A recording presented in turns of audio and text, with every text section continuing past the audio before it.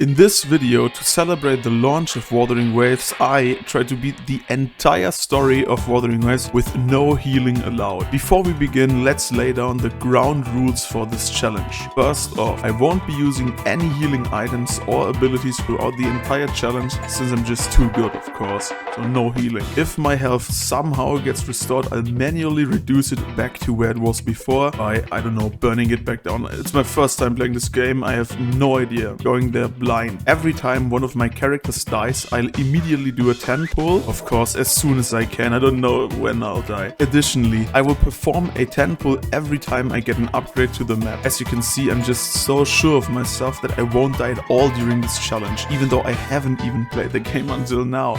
Well, that's a big if all my available characters die, the challenge ends, but I don't think that will happen since we will be pulling if one character dies. We'll see.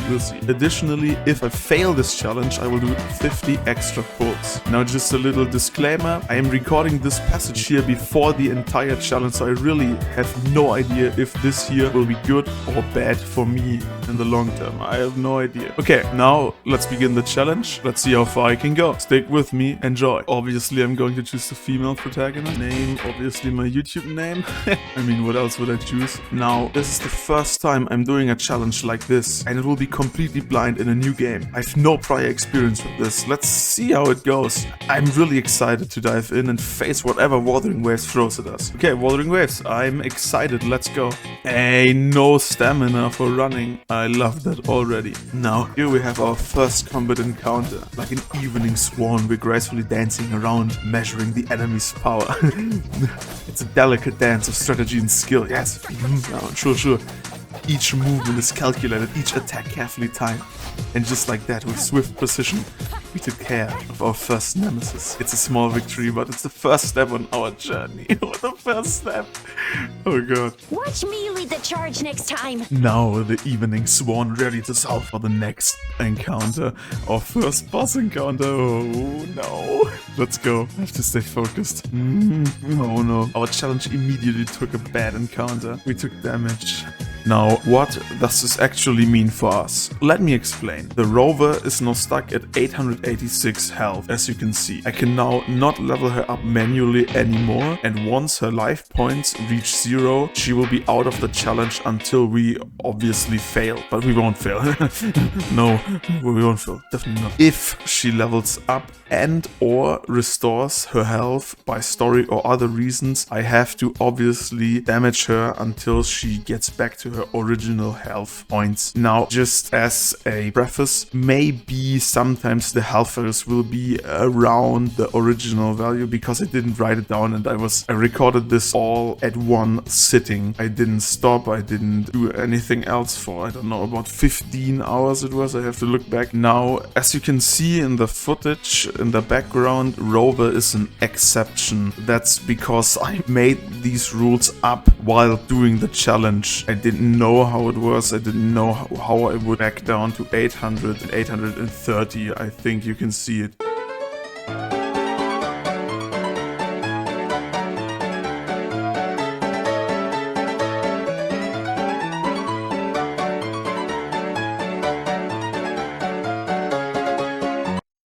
But now let's continue with our narration. We fought our old rival, the Caped Metal Armor Man. Yes, he tried to find and hunt us after we took away his sweets. Yes, this is true lore of Wuthering Waves. If you don't believe me, play it. We were able to defend our sweets with only minimal health loss and pulled through an entire boss fight with no issues at all. After not being able to deceive our fellow adventurers, we had to flee the scene and run towards the city of Chinshu. Shortly after arriving in Chinshu, with only 404 health left on our rover, sadly, a new member joined our team. The chocolate-addicted Chisha, she's also running away from the sweets police, joined us in our dire need of help. This adds us up to 3 teammates. Still, even in the city we weren't out of danger, as the Swedes police has influence even inside of the city. They were at fault for giving us vegetables at the map tower, forcing us to do 110 pull and resetting our health only for us to bring it back down manually. We did this by cardio work. We jumped down all the time to get rid of the vegetable bacteria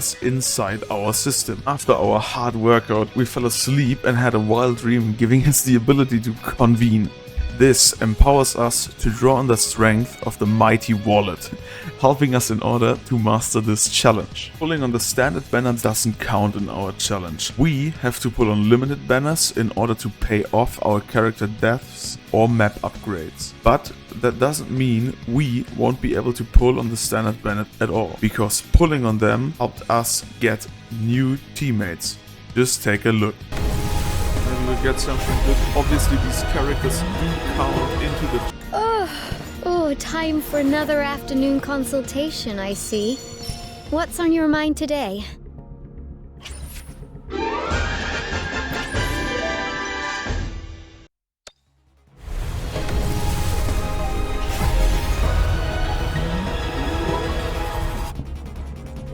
Now, this will be our first true pull for this challenge. This one is for the map upgrade we got earlier. We were lucky and were able to add Mortify to our roster of characters for this challenge. This will be necessary since our rover, as you know, is already basically dead. But our first death was completely unnecessary. It was a mistake, completely on my part. I got cocky, but even after 4 hours-ish into the challenge, we got no death so far. I was too arrogant and ran face first into danger with only 233 health left. After seeing our first ally die such a meaningless death, I had to run away. I had to flee from the enemy and had to go into hiding. After this, I added Mortify in our team for Rover and performed a map upgrade, forcing us to do 2 pulls in total after losing our valuable teammate. From these pulls, we were able to secure ourselves a copy of Danjin and another copy of Yan Yan. I think that's her name. I'm sorry. The next minutes went by very uneventful. This only hurt our health pool a little bit. Only when a passing wanderer named Scar stopped us to tell us a bedtime story, the main plot began to stir up again. Thanks to our keen understanding of Fableton literature, we were able to determine Scar's flawed recounting techniques. Not being able to take criticism, he became very enraged and wanted to fight us in a battle for our lives. This battle proved to be harder than every other battle we faced until now. It quickly became clear that my usual tactics wouldn't suffice. I resorted to a strategy of hit and run, as you can see. This method involved carefully timed attacks followed by swift retreats to avoid the enemy's counter-attacks. However, even this strategy wasn't enough to evade damage completely. Shit! Oh no. The boss was relentless, and despite my best efforts, I still took hits. It was a tough lesson to never underestimate a passionate storyteller, just like myself. After this battle was over, it was revealed that the entire fight was in our heads completely. This twist added a psychological layer to the challenge, making it even more intense. Unfortunately, damage done to our minds also equates to damage in the real world. To balance things out and adhere to our no healing rule, we had to jump down a cliff a few times to bring our health back to its previous state. Following our hard encounter with the storyteller Scar, we found ourselves needing to take an involuntary break. This pause was necessary until we reached a higher union level, which would allow us to progress further. It was a moment to regroup and prepare for the next stage of our journey. But I, being the idiot that I am, didn't do that. Instead, I thought it was the perfect time to take on my first challenge encounter outside of the normal boss fight. Looking back, I really don't know why I did this. It was as if I was struck by a lightning bolt of idiocy. Because of that impulsive decision, we ended up losing our precious Yan Yan, don't know if that's her name, and reduced the health of Mortified to about 2000. This really was a costly mistake, one that I would soon regret deeply.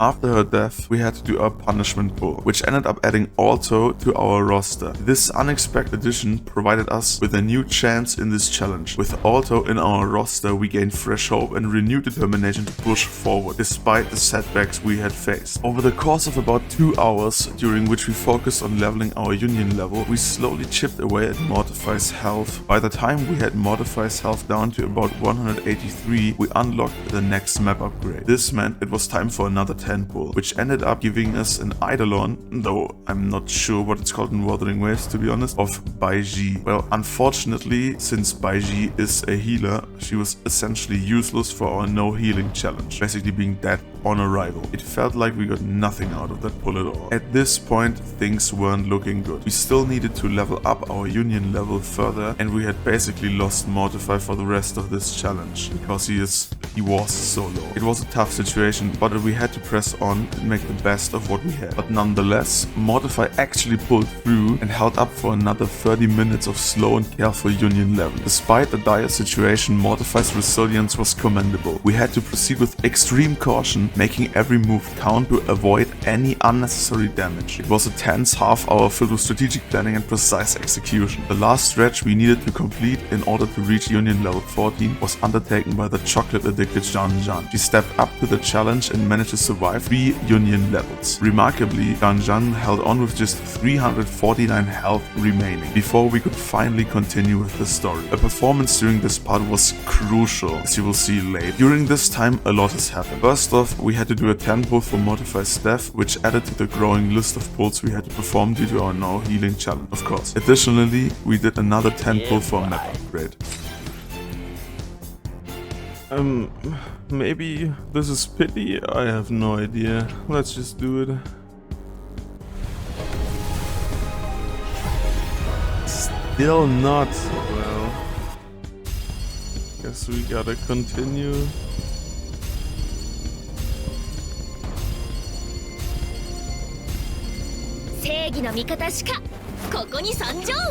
And now the one and only legendary map upgrade pull. Look, I don't know. 10 pull. I'm pretty sure this is pity and now we'll hit him. 3, 2, oh wait, no, I have to buy it first.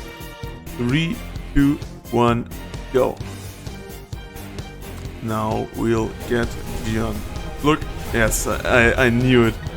It was too obvious. I gotta plan what I'll do with him. Well, maybe we lose the 50-50. Is there a 50-50 in Wuthering Waves? I think so, I mean. And now, oh, and I have, okay, well, nice. Gian. I want to use him already, but I have to think about the challenge. I will do this challenge and just finish it. Get it over with.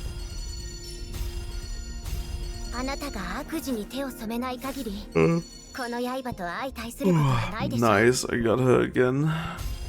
Another Eidolon element. Don't worry, I'm not tired anymore. But these were not all the pulls we did. As I already mentioned, the standard character pulls don't count towards the challenge. So we went ahead and did another 2 pulls on the standard banner. Why not? Let's hope I'll get her.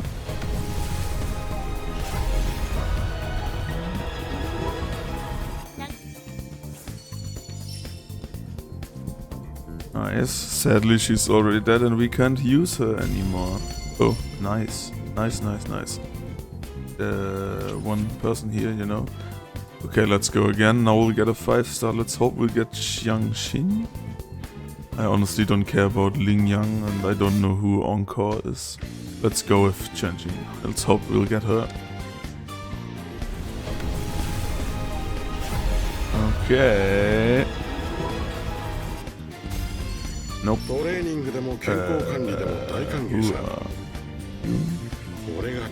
he a 5-star? No, okay. But another character for our challenge. Very good. Like that already. Yeah, let's hope we'll get more. Okay, who are you? Who are you?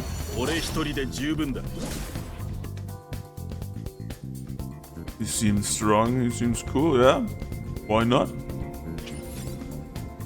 Cool. 2 new characters for the challenge. These additional polls brought 2 new characters to our roster. Let me just say these 2 characters turned out to be quite significant. Well, at least one of them, Alcharo. And yes, I remembered his name, so you know he's important. He played a crucial role in our journey, but we'll get to that when we're there. In this challenge, obviously every character counts, especially after the next story section you will see now. Well, let's continue with the narration. After our break, necessitated by the tedious battle against the storyteller Scar, we were unexpectedly asked on a midnight date by the city's mayor Shishi. Given our desperation, we obviously couldn't refuse the invitation. During this midnight rendezvous, Shishi asked us to meet her at the library the next day. She handed us a letter with vague information hinting at how we could open the secret passageway to the library. Without hesitation or question, of course, we did as she instructed. We headed to the mayoral office and began searching for a way to unlock the passageway. It was a bit of a wild goose chase, involving some rather odd actions, including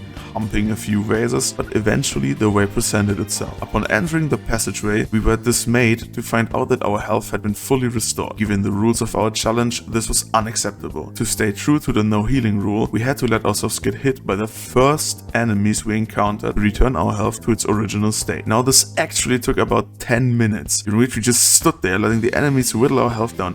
I'm honestly still annoyed about. It was an annoying experience. I had to do it a lot. Nonetheless, we persevered and maintained the integrity of our challenge. Although many foes stood in our way, we were undeterred in our mission to arrive at the library and meet our beloved Shishi. We fought through a few nerve-wracking battles, each one more intense than the last, but it was worth it to reach our destination, or so I thought. Upon arriving at the library, there was no sign of our beloved Shishi. Instead, we were suddenly ambushed by our greatest nemesis, the storyteller Scar. He had devised a cunning plan to trap us in an inescapable room, ensuring we couldn't flee from his long, monotonous stories. Facing this desperate situation with no other apparent way out, we decided the only option was to attack him head-on. The element of surprise was on his side, but we were determined not to let him hold us captive with his tail. This was a battle not just for our freedom, but to continue our quest and overcome the challenge we had set for ourselves. Now, before the true battle begins, we have to decrease our health once more, since it has been healed again. This tedious process is necessary to maintain the integrity of our no healing challenge. But this was by far our hardest battle yet, and it revealed a crucial mistake in our entire challenge strategy. Unfortunately, I discovered that Tao Chi,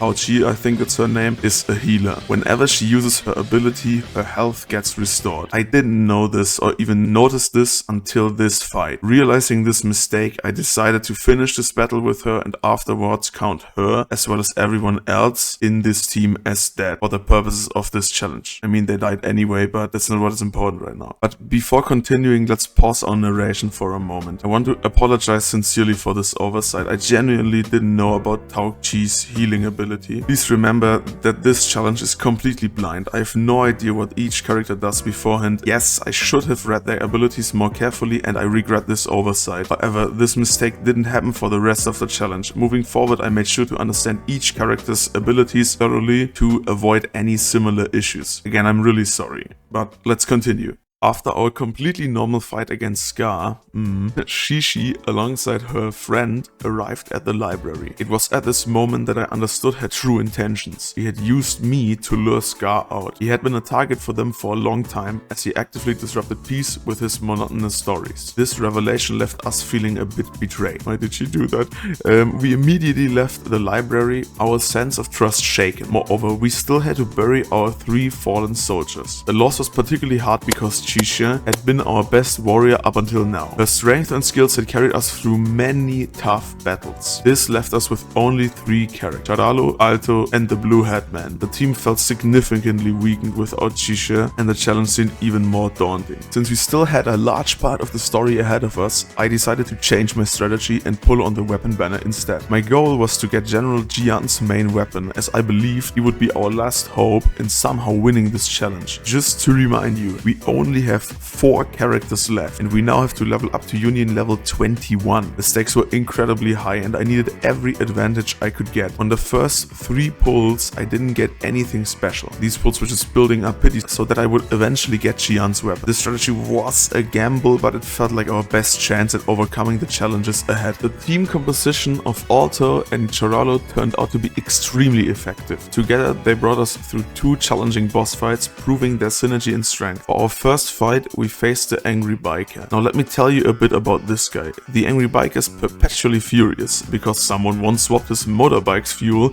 with strawberry milkshake. Yes, that's true. Read it in the lore. Maybe not. Who knows? Ever since that day, he's been on a rampage seeking revenge on anyone. Woo! Now, these battles were crucial, not just for advancing our Union level, but also for proving that our remaining team could handle the challenges ahead.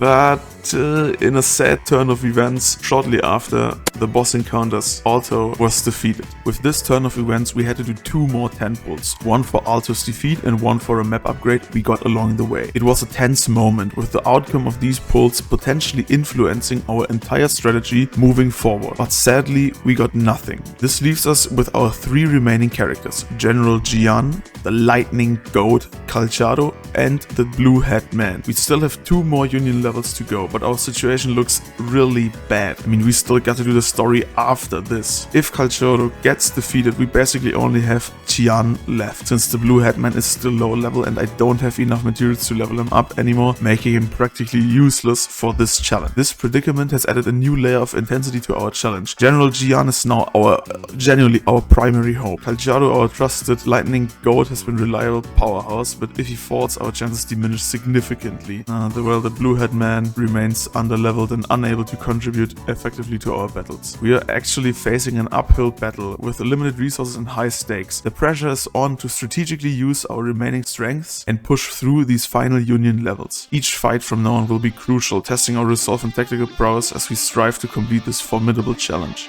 Calchado helped us a lot moving forward. I definitely underestimated him until now. He fought many strong enemies, proving his worth time and time again. One of the most notable battles was against the Metal Armor Caveman. Yes, the exact same one. This sweet, addicted enemy, the exact same one that defeated our beloved Yan Yang earlier. This time, Calchado together with General Qian faced this formidable foe. Their combined efforts and strategic teamwork allowed them to overcome the Metal Armor Caveman. The battle was intense, with each attack and counterattack pushing both sides to their limits. Despite the challenging nature of the fight, Calchado's resilience shone through. He managed to reduce the enemy's health significantly, and with Qian's powerful strikes, they finally defeated. However, the victory came at a cost. Our trusty Lightning Goat, Calchado, had his health reduced to just 4,000. Even though he took significant damage, his performance in this battle was nothing short of heroic. This fight highlighted Calchado's true potential and importance to our team, showing that he could stand up even the toughest of adversaries. We had to fight this foe in order to unlock the boss encounter book level to boost our Union level to 21. Even this wasn't enough to finally reach Union level 21.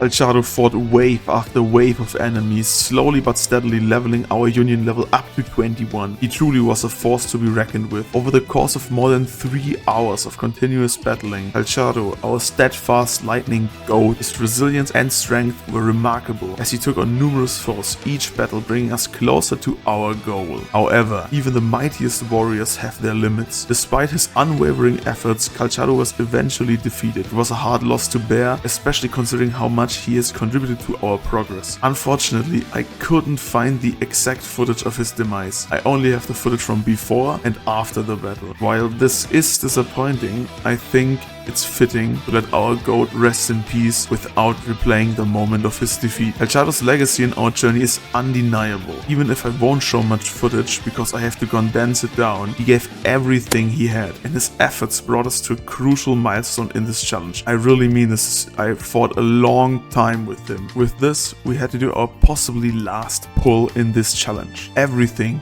came down to this exact moment. Take a look at it. Signature weapon of Qian, and with this we will be able to complete the story. Please. Please. Please, now.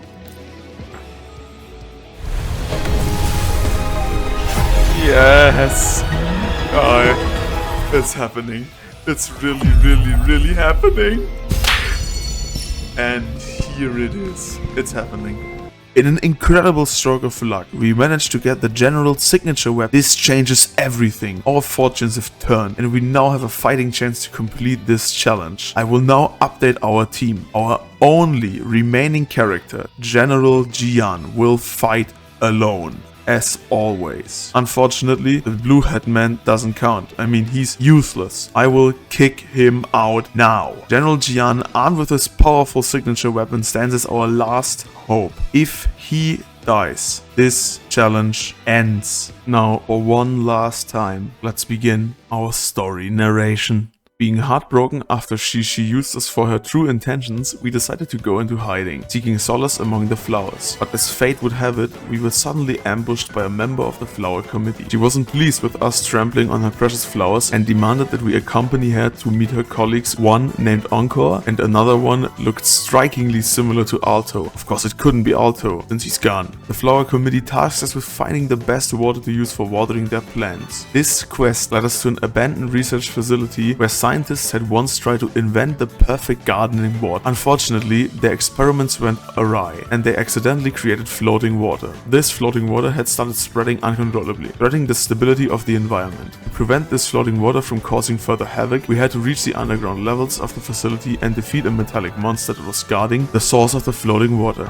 Encore, who was now a trial character, joined us in this critical mission. This could possibly be our last fight and the stakes couldn't be higher. This fight would determine the fate of the floating water and possibly the outcome of our entire challenge. With everything on the line, we pressed forward, ready to face whatever came our way. This battle was long and hard, nearly defeating Encore and leaving us with only 4,093 health remaining. The metallic monster was relentless, its heavy metallic limbs crashing down with thunderous force. Each strike was a test of our endurance and strategy. Encore fought bravely, using every skill at her disposal to fend off the monster's powerful attacks. General Jian, with his signature weapon, was our main hope. His attacks precise and devastating, but the monster's defenses were formidable. The chamber echoed with the sound of clashing metal and roaring energy as we exchanged blows. As the battle wore on, fatigue began to set in. The monster showed no signs of slowing down, its attacks becoming more ferocious with each passing minute. Just when it seemed we had the upper hand, it would counter with an unexpected move, keeping us constantly on edge. Our health dwindled dangerously low, down to 4,093, a stark reminder of how close we were to defeat. Just to remind you once more, this is it. If General Jian's health reaches 0, the challenge ends. The pressure was immense, knowing that one wrong move could spell the end of our journey. We defeated the monster. With 4,093 health remaining, we emerged victorious, ready to face whatever the next challenge might be. Sadly, our efforts to contain the floating water from spreading even further were for naught. From this point onward, we basically only use trial characters in these story missions. In other words, we managed to beat this challenge. I will now show the last battle with my commentary, but before that, and I know this is a bit anticlimactic, I'm really sorry, I can't really do anything about it. I didn't know that we were only using trial characters, well, until I played it, obviously. I will continue to narrate our story to the end, which definitely aligns with the story of Wuthering Waves. I mean, we all know that, all the way to the end, of course. After discovering that the source of the floating water was a monster located within a floating statue, we ventured deep inside it to confront whatever awaited us. The journey was perilous, but we were determined to put an end to the chaos. Finally, we faced the Harpy, a fearsome foe guarding the heart of the statue. The battle was intense, but with our new upgrades and strategies we fought valiantly like an evening swan. Drawback to my first sentence or something like that. Graceful and determined. We maneuvered through the Harpy's attacks and with precise strikes, we managed to defeat the enemy before us. This victory brought peace to the entire land. And from that moment on, nothing bad happened in this country ever again. This will now officially be the end of our challenge. We managed to pull through with only one character remaining, our general. The one and only, the lone soldier General Jian. Only one remaining. Hey, it's me again. I just finally finished editing this video and it really took a long time. I'm once again very sorry for the anticlimactic ending. I didn't know that we would only use trial characters from Act 6 moving onward, or Chapter 6, I'm sorry. Well, I hope you still enjoyed this video. This really took a long while to finish, so please, if you want to, subscribe and like. Thanks for watching, bye.